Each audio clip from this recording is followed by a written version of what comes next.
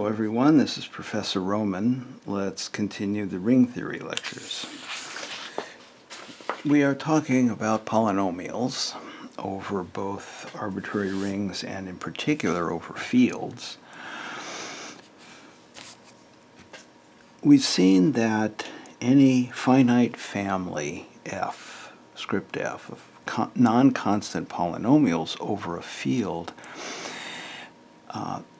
has an extension over which the family of polynomials splits. Now, the most important extension is a minimal extension.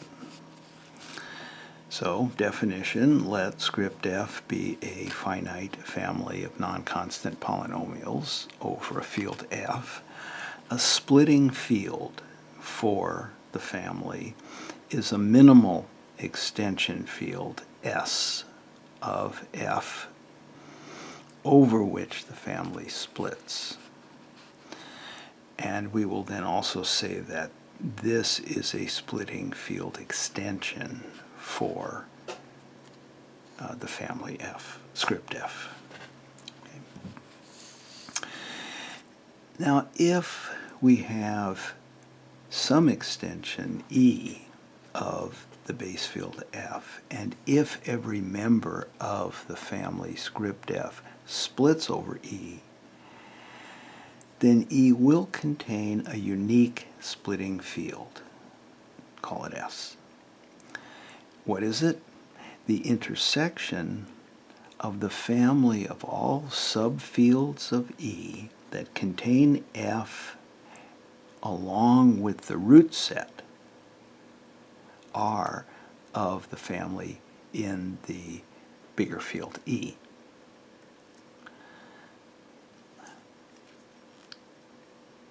Another way to say this is that S is, by definition really, the subfield F with R adjoined.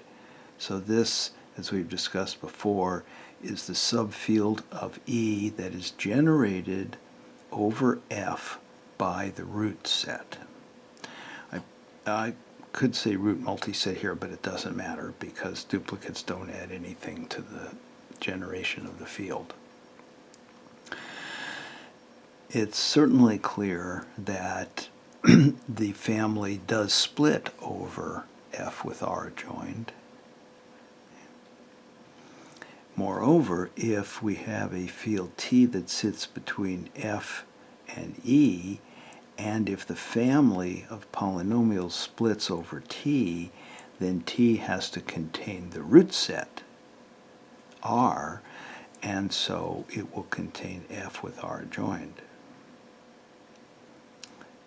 And that shows that this is a minimal splitting field for F, the family F, in the bigger field E. Okay.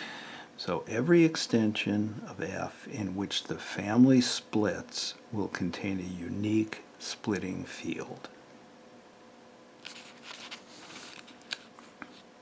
So theorem, let F be a finite family of non-constant polynomials over a field F, and let E be an extension of F over which the family script F splits. If R is the root set of the family in E, then this field F with R joined is the unique splitting field for F that is contained in E. We've already seen that such fields E exist, that we can always find an extension of the base field F in which the family splits. It's actually possible to show that any family, script F, I guess I'd say non-empty family, finite or infinite, of non-constant polynomials over a field has a splitting field. But we're getting now into more serious field theory, drifting a little bit away from ring theory, so I don't want to make too big a deal out of this, which is why I've restricted the families in this definition and so on to finite families. Okay. In the field theory lectures, this next series, we'll look more closely at some of this material. There's an overlap between ring theory and field theory, as there is between any two branches of algebra, or, dare I say it, any two branches of mathematics. In order to deal with arbitrary families, we need the notion of an algebraic closure of a field. And what I'll do now is just talk about that very briefly.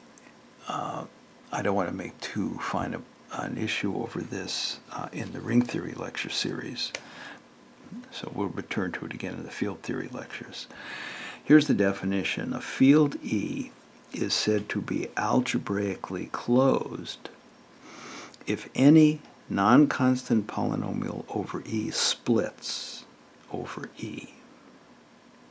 So the complex field, for example, is algebraically closed because any complex polynomial can be factored into a product of linear polynomials, so it splits.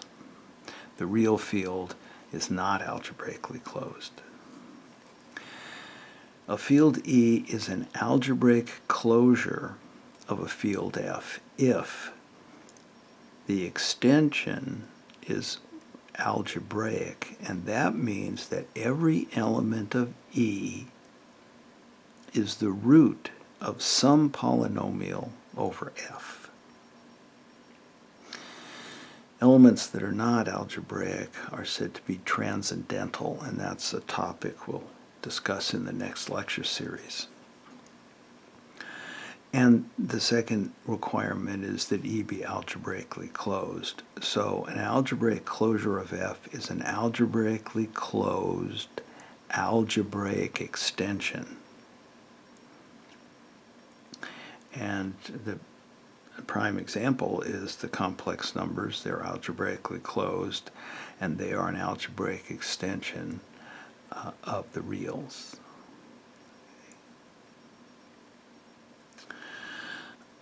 It's possible to prove, although we'll not do that in this course, that every field has an algebraic closure.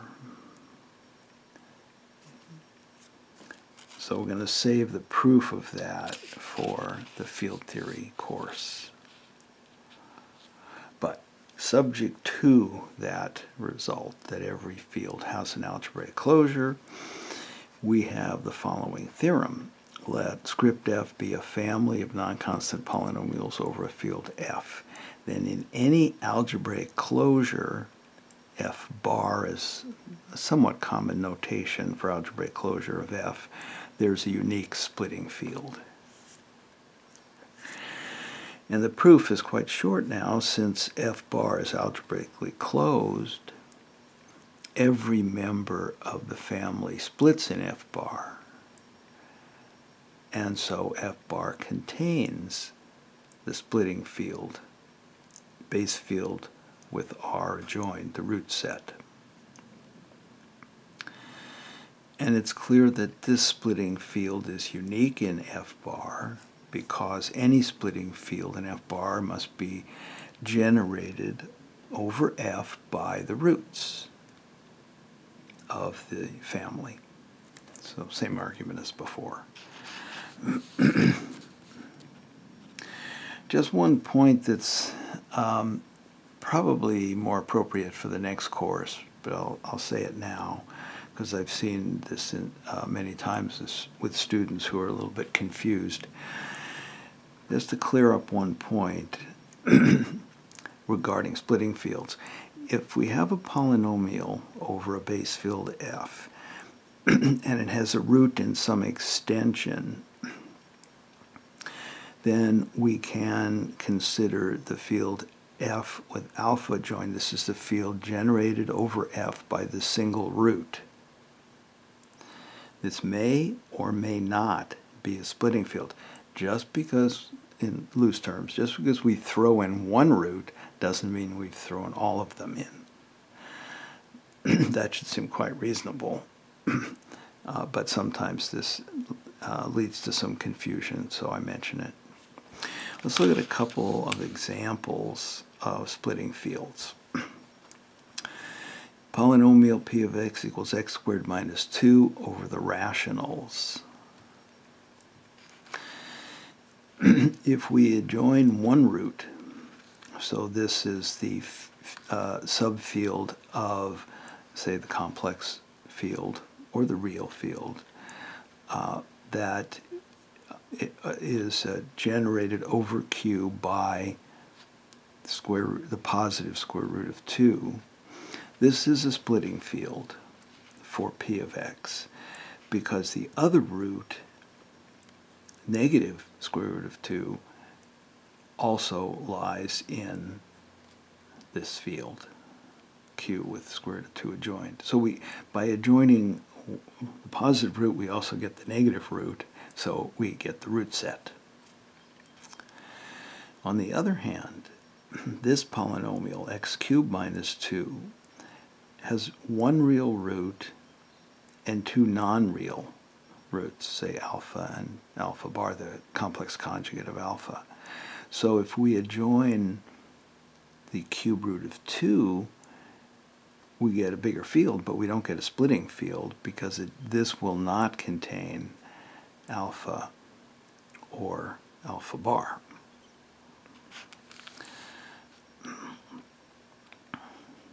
So as I mentioned, we'll have a great deal to say about splitting fields in the course on field theory, since this notion plays a key role in Galois theory. But for now, let's look at examples of splitting fields.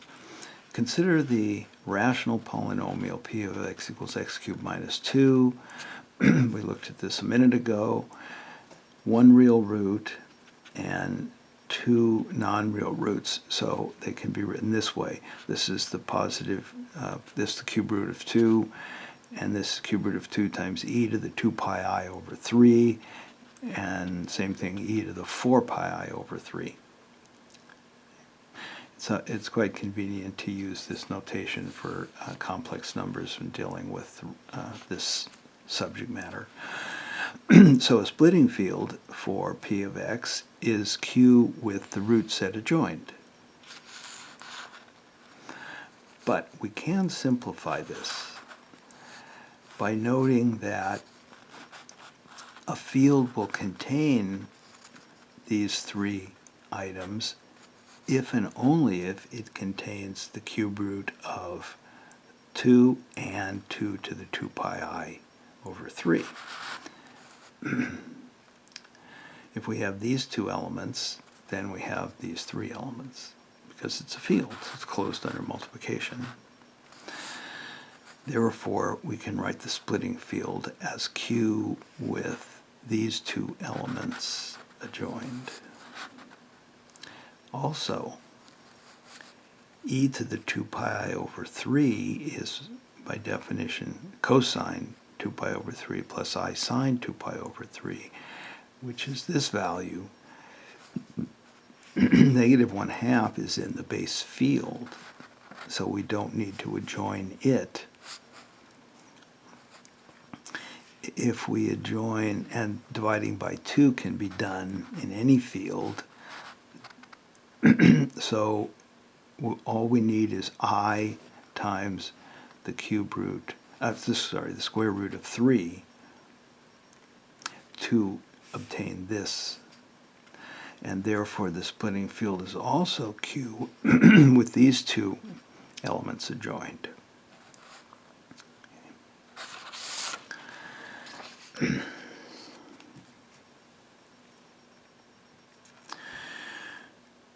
Suppose that p of x is x to the 4th minus 2 over the rationals. Now we have, as far as analyzing what are called binomials like this, the roots of unity play a major role, and we'll have a lot to say about those in the course on field theory. The roots of 1, in this case the fourth roots of unity, are positive and negative 1, positive and negative I, so the roots of p of x are these four elements. So a splitting field for this polynomial over Q is Q with the where we adjoin 2 to the 1/4 and I. Okay. Another example, P of x equals x cubed plus x plus 1 over z2. Now I'm not going to go into how to find an algebraic closure of z2 or d at finite fields. This is an important topic that I may or may not go into in the field theory course, depending on, I haven't decided exactly what material I'm going to include in that course yet, how much to include. It could go on for quite some time, but I want this to be, remember, a comprehensive introduction to field theory and Galois theory. So let's just say this Z2 bar is some fixed algebraic closure of Z2. If P of x has a triple root in the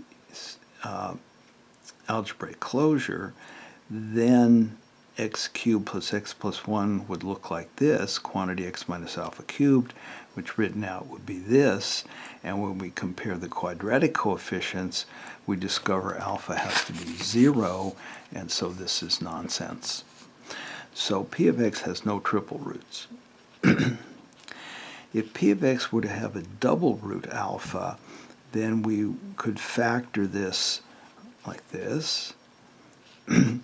And we're over z2 now, so negative 1 and positive 1 are the same. So this can be written like this, multiply it out, and this tells us that beta has to be 0, which again is not the case. So P of x has 3 distinct roots, say alpha 1, alpha 2, and alpha 3, in any particular algebraic closure. There's another way to figure this out, but that'll come later in the lecture. So the splitting field then is going to be Z2 with the 3 roots adjoined. But we can do better than that. If alpha is a root of P of x, then alpha cubed plus alpha plus 1 is 0. If we square this, we get, remember, we're over z2, alpha to the 6 plus alpha squared plus 1 equals 0. So alpha squared is also a root of P of x. So we have a root alpha and we have a root alpha squared. Now if these happen to be the same root, then alpha would have to be 0 or 1, neither of which is the case. So alpha squared is in fact a different root than alpha. So we've got 2 of the 3 roots.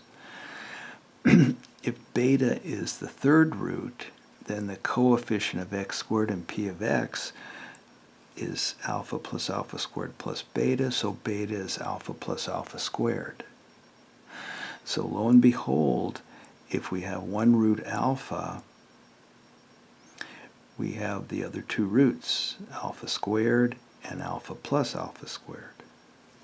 So all we need to do is adjoin alpha. Adjoin one root, and we will get the splitting field. Let's now talk about the issue of multiple roots of a polynomial. The main question here is whether an irreducible polynomial can even have multiple roots in any extension of the base field.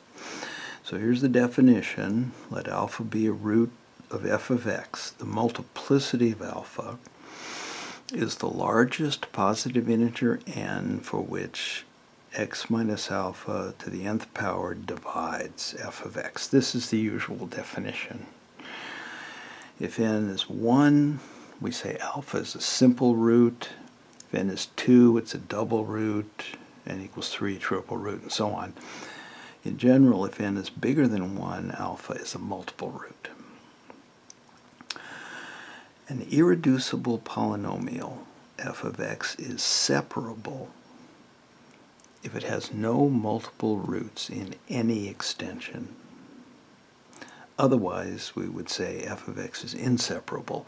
Both these terms require irreducibility. To explore separability, suppose that S is a splitting field for the polynomial f of x. So f of x can be written this way, where the alpha i's belong to the splitting field. Then an alpha k is a multiple root if and only if ek is bigger than 1. Now, the formal derivative of f of x, no limits, just formal derivative, looks like this. You can see I've isolated this factor and brought the exponent down to a coefficient, reduced the exponent by 1, just the normal derivative. So ek, the exponent ek is 1, in other words, alpha k is a simple root, if and only if x minus alpha k does not divide the derivative.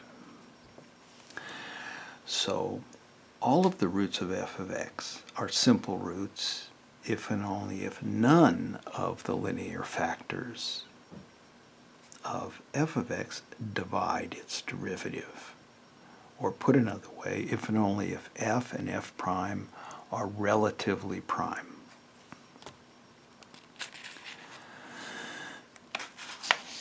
If f is irreducible over the base field, then f and f prime are relatively prime if and only if they have no non-constant common factors over f. But f of x has no non-constant factors of any kind over f except itself, of course. And so f and f prime, the derivative, are relatively prime if and only if the derivative is non-zero. And you might say, well, if f is irreducible, it's a non-constant, therefore a derivative is non-zero. But be careful. If this is f of x, it has degree n bigger than or equal to 0, and this is its derivative, this, of course, will be non-zero. Take this out here. This will be non-zero if f has characteristic 0, because then n times an is non-zero. But if f has prime characteristic p, then it's possible for f prime to be 0. Here's a simple example. Over Zp, x to the p plus 1 is a non-zero polynomial of degree, non-constant polynomial of degree p, but its derivative is 0. So what we can say is that a polynomial f of x has no multiple roots in any extension if and only if f and f prime, its formal derivative, are relatively prime. An irreducible polynomial, therefore, is separable if and only if f prime is non-zero. So in particular, if the characteristic of f is 0, all irreducible polynomials are separable, and this concept essentially goes away. But it's not in general the case when the characteristic of f is non-zero.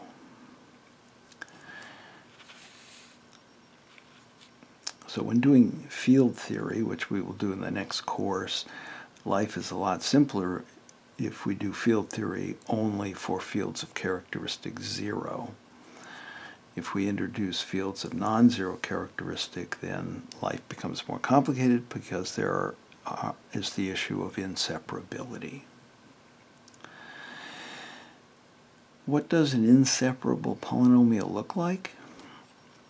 So we'll assume f of x is irreducible and the characteristic of f is p. prime. Again, f of x looks like this, and is not 0, then f of x is inseparable if and only if the derivative is 0, or if and only if each of these terms is 0. Or equivalently, whenever ak is not 0, p divides the exponent k.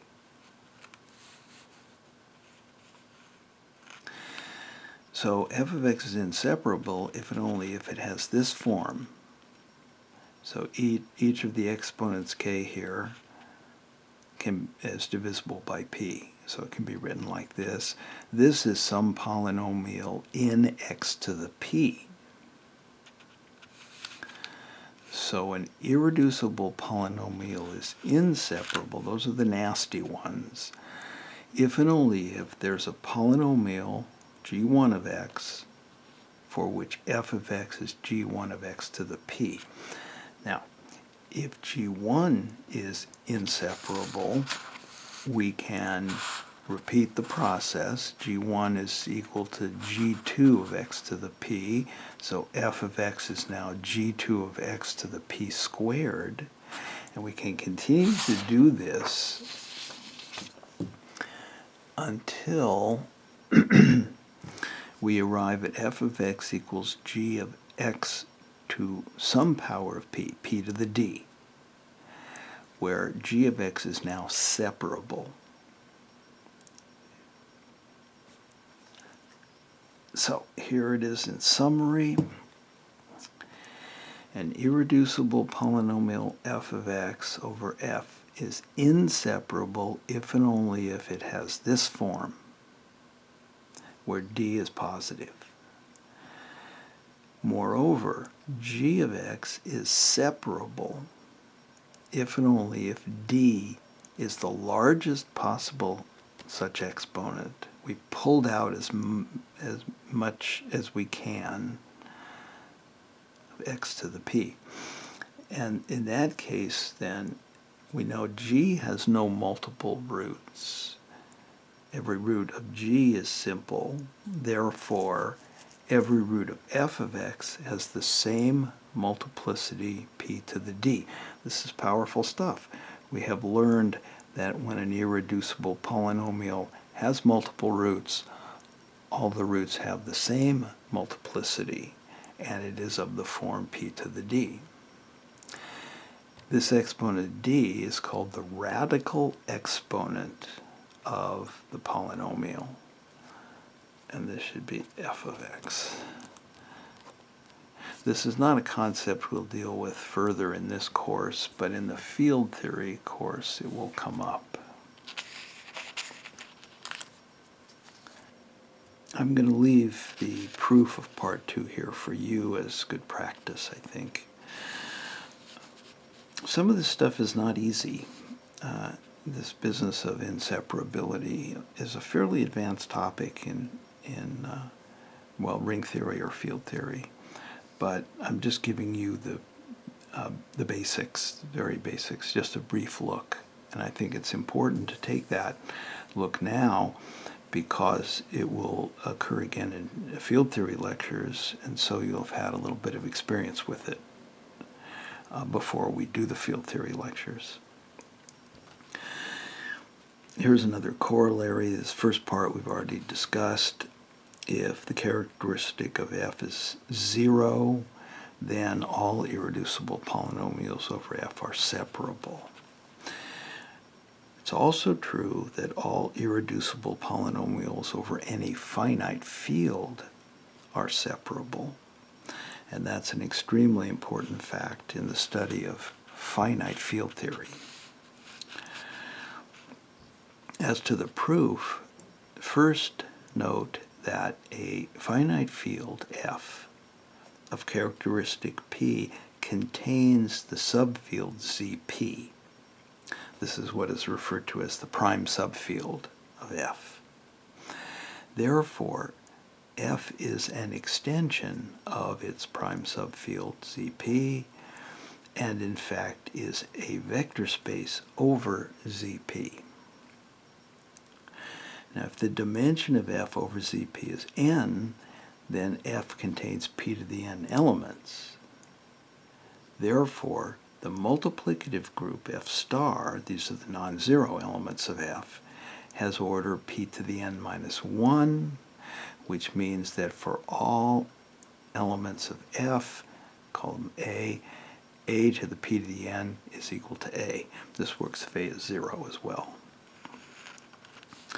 So in particular, any element of the finite field F is a pth power of some other element, and that's a critical fact.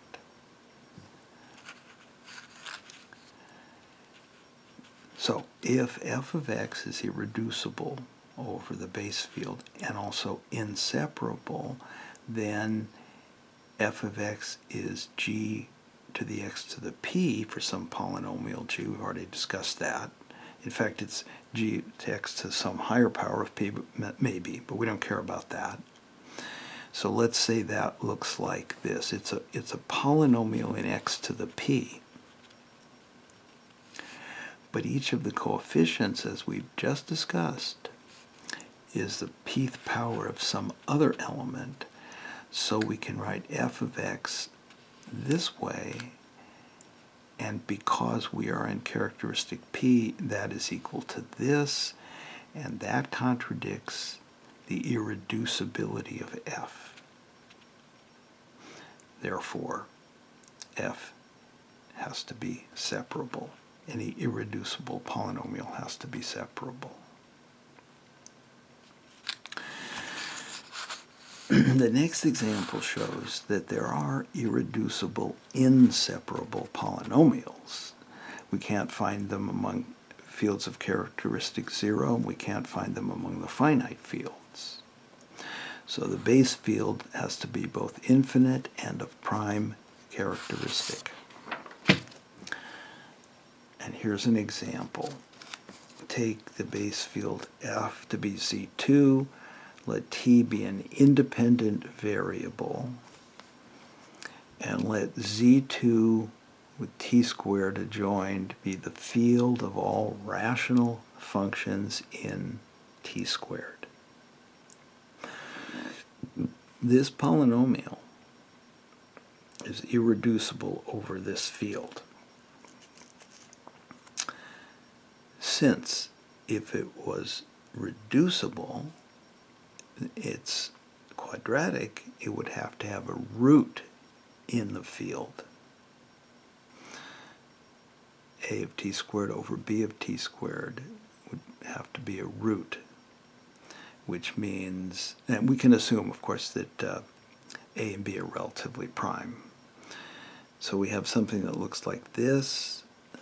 Therefore,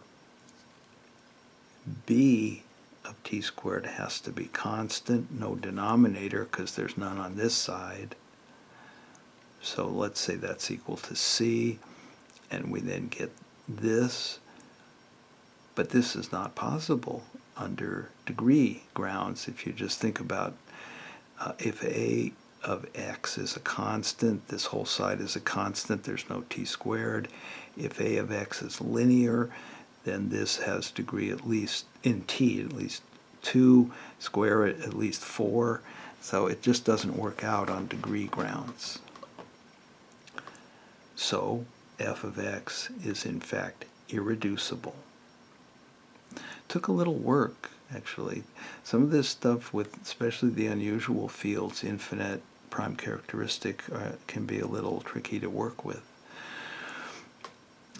Now over z2, we can write f of x as the quantity x minus t squared, and that tells us that t is a double root of f of x in this bigger field, this field extension of this field.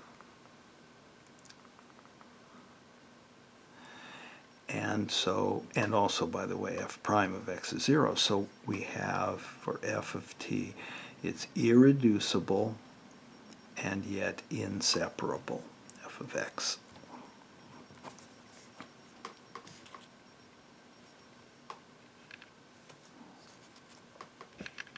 We're going to conclude our discussion of polynomials by looking at testing for irreducibility.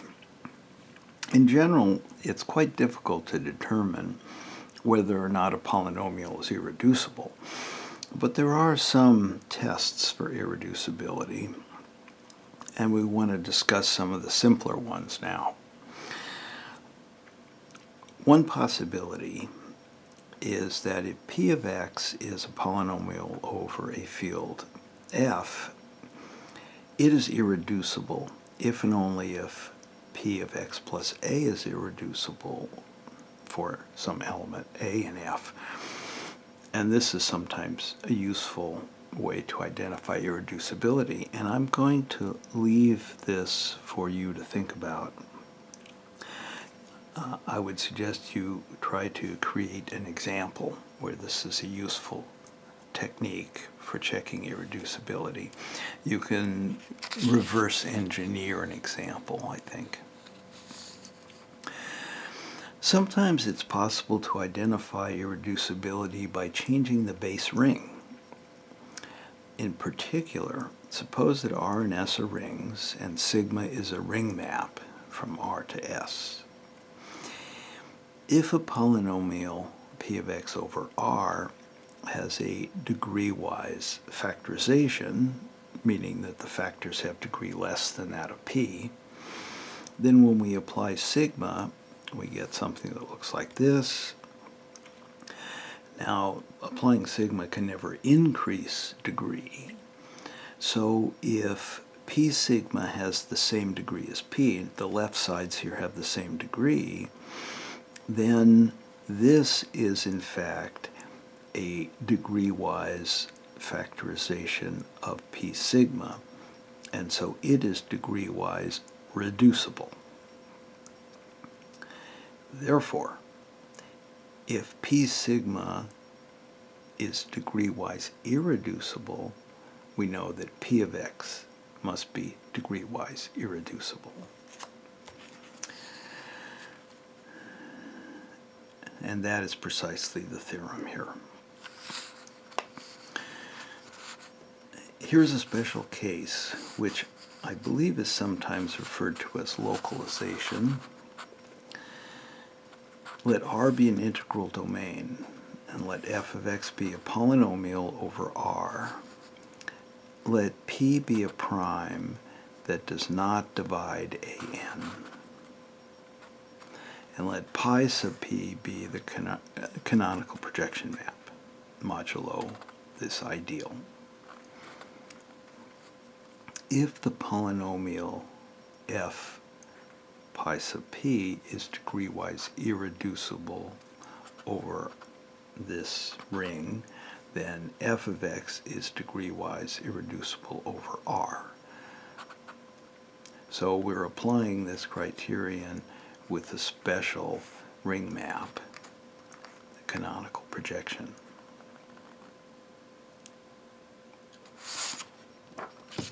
Here's an example.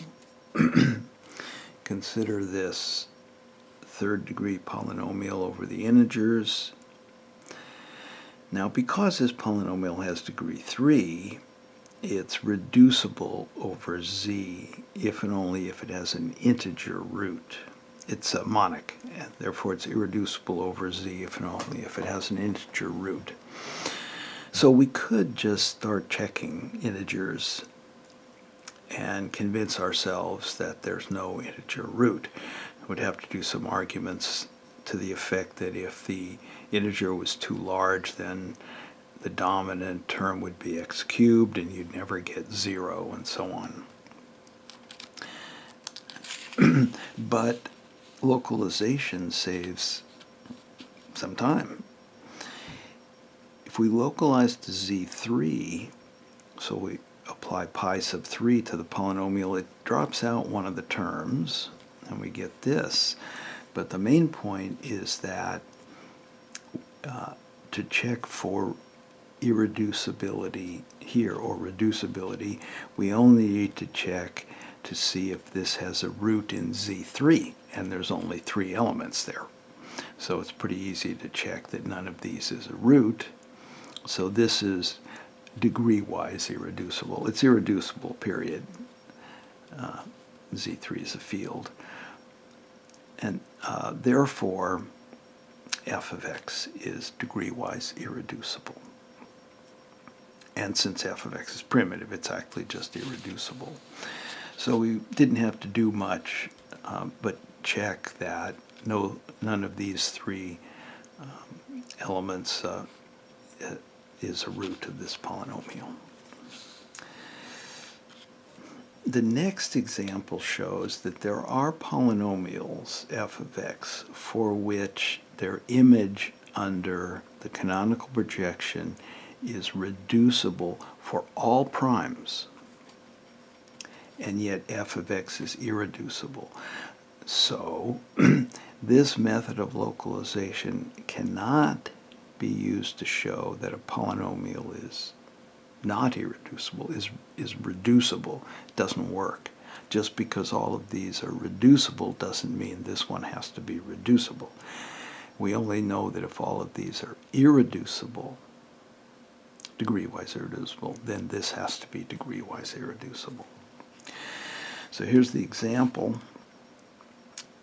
X to the fourth plus 1. This is irreducible over the integers. It has no linear factor. I'll let you check that. And it also has no quadratic factors. When you can check that by degree considerations. But no matter what prime p is chosen, this, which I'll call gp of x, is reducible over zp. So it's degree-wise reducible. Zp is a field. If p is 2, we can simply write this. You multiply out this on the right side, you'll get this. Assuming p is bigger than 2, this polynomial, gp of x, can be written in any of these three ways. Now, each of these has the potential of being the difference of two squares and therefore reducible over zp. And in fact, that will happen if any of -1 here, 2 or -2 is a square in zp. Then the corresponding factorization here will be difference of two squares. Now, since the multiplicative group zp star of the field zp is cyclic, we proved that some time ago, it's generated by a single element, beta. Now, every even power beta, of course, is a perfect square. The odd powers of beta are not squares. And so, in particular, the product of any two non-squares, so, odd powers of beta, is an even power beta, therefore it's a square. So if both 2 and -2 are non-squares, their product, -4, is a square. And it follows then that -1 is also a square. So one of these three has to be a square, and therefore this polynomial is reducible for all primes. And yet the original polynomial f of x is irreducible. So again, localization cannot determine if a polynomial is reducible, only if it's irreducible if you can find the right prime. Now we come to the most famous criterion for irreducibility. Let R be an integral domain, and let f of x be a polynomial of positive degree n. If there exists a prime p for which p divides ai, all the coefficients except the leading coefficient, but p squared does not divide the constant coefficient, then the polynomial is degree-wise irreducible. And here's the proof. Again, we let pi be the canonical projection. Suppose we have a degree-wise factorization of f. We want a contradiction. Now, applying pi to f, we can then, it's f pi is equal to g pi times h pi, but when we apply pi to the coefficients of f, all of them get killed except the leading coefficient, because p divides all the other coefficients. And this pi an is non-zero, because p does not divide an. Well, this implies that these two polynomials are non-zero constant multiples of a power of x. And I'll let you think about that. There's something further to say there that I'll let you think about. In particular, then, g naught and h naught, the constant terms, are 0. In other words, p divides g naught and p divides h naught. Therefore, p squared divides a naught, which is a contradiction. So f of x is degree-wise irreducible. Example, this integer polynomial, degree 6, is irreducible over z because the prime p equals 5 divides these three coefficients, all the coefficients except the leading coefficient, and p squared does not divide the constant term. End of story. Eisenstein's criterion can actually be useful in the context of polynomials of more than one variable. Here's an example, and I'm going to let you look at that example. I'm not going to discuss it. But I will mention finally that Eisenstein's criterion can be useful as a theoretical tool as well. And here's an example. Let R be an integral domain that contains at least one prime p. For every positive integer n, the polynomial x to the n minus p is irreducible of degree n over R. So there is an irreducible polynomial of every degree over R.